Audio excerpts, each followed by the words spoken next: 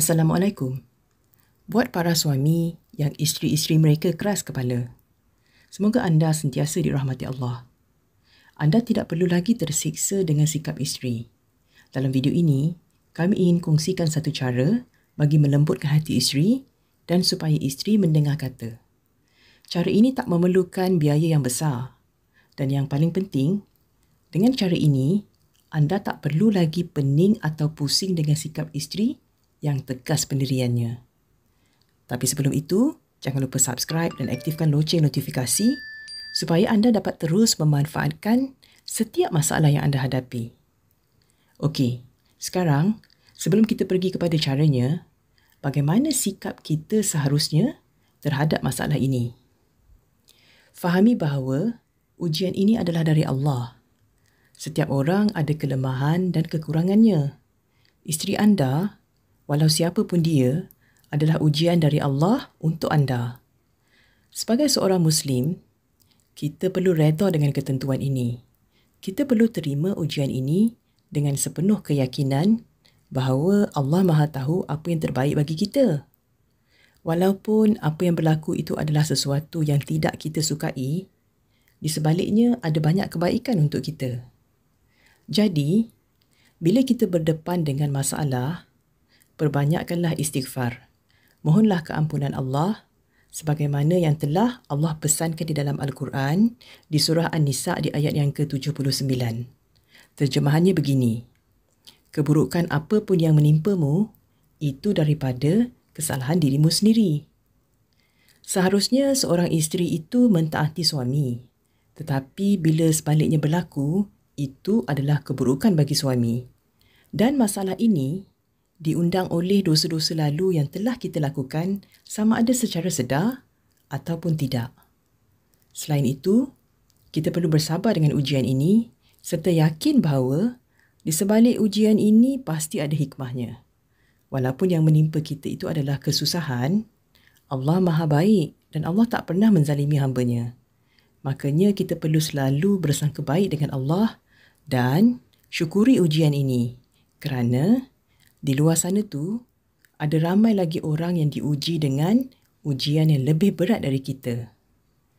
Okey, sekarang apa yang perlu anda lakukan? Nasihati isteri.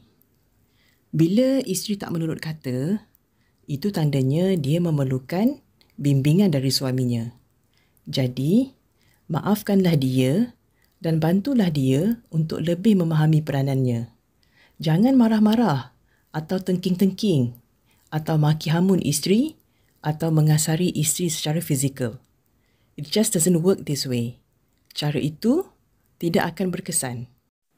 Anda tak mungkin dapatkan penghormatan dari kekerasan. Kerana apa? Kerana api jangan dilawan dengan api. Api hanya akan kalah dengan air, bukan? Makanya, lunturkanlah keras kepala isteri anda dengan kelembutan. Nasihatilah isteri anda dengan lembut, dengan hikmah dan dengan ilmu. Percakapan yang lembut memang ada kesan yang positif dalam perhubungan. Sebab itulah Allah perintahkan Nabi Musa AS untuk berbicara dengan Fir'aun dengan kata-kata yang lemah lembut. Kalau dengan Fir'aun pun Allah perintahkan bicaranya lemah lembut, apalagi dengan seorang isteri yang telah sanggup berkorban nyawa, berkongsi suka duka kehidupan dengan anda. Seorang ketua keluarga harus dihormati ahli keluarganya. Kalau anda marah-marah dan berkata kasar, anda akan hanya ditakuti tetapi tidak dihormati. Kalau anda terus marah-marah, dalam jangka masa panjang, anda mungkin berdepan dengan masalah yang lebih besar. Atas sebab itu, nasihatilah isteri anda dengan lembut dan dengan kesabaran. Jangan gantungkan harapan kepada isteri untuk berubah. Kerana bila berharap kepada manusia, kita akan selalu kecewa. Berharaplah hanya kepada Allah. Kerana hakikatnya, yang mengubah hati isteri anda hanyalah Allah. Selain menasihati, cubalah untuk lebih menghargai isteri. Belikan dia hadiah atau setidak-tidaknya Ucapkanlah terima kasih kepadanya di atas segala penat lelah isteri menguruskan rumah tangga selama ini. Hadiah tidak perlu mahal, jadi anda tidak akan dirugikan sedikit pun. Kenapa saya katakan begini? Sebab fitrahnya manusia itu suka dihargai.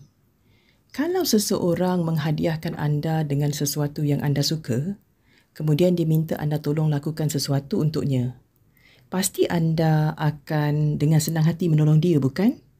Samalah halnya dengan isteri anda. Bila mana dihargai, dia akan lebih mudah dan dengan senang hati memberi kerjasama kepada suami. Makanya, anda sama sekali tidak dirugikan bila memberi hadiah kepada isteri. Perkara selanjutnya yang anda perlu lakukan adalah, jadilah hamba Allah yang bertakwa. Buatlah apa yang Allah suruh dan tinggalkan apa yang Allah larang. Kenapa kita perlu jadi hamba Allah yang bertakwa? Jawapannya ada di dalam Al-Quran, di surah At-Talaq. Kita perlu jadi hamba Allah yang bertakwa supaya Allah bukakan jalan keluarnya untuk apa saja masalah kita. Dan atas sebab itu, walau apa pun masalah yang kita hadapi, langkah pertama yang patut kita lakukan adalah kembalikan masalah itu kepada Allah. Kita selalu sangka kita boleh buat itu dan boleh buat ini.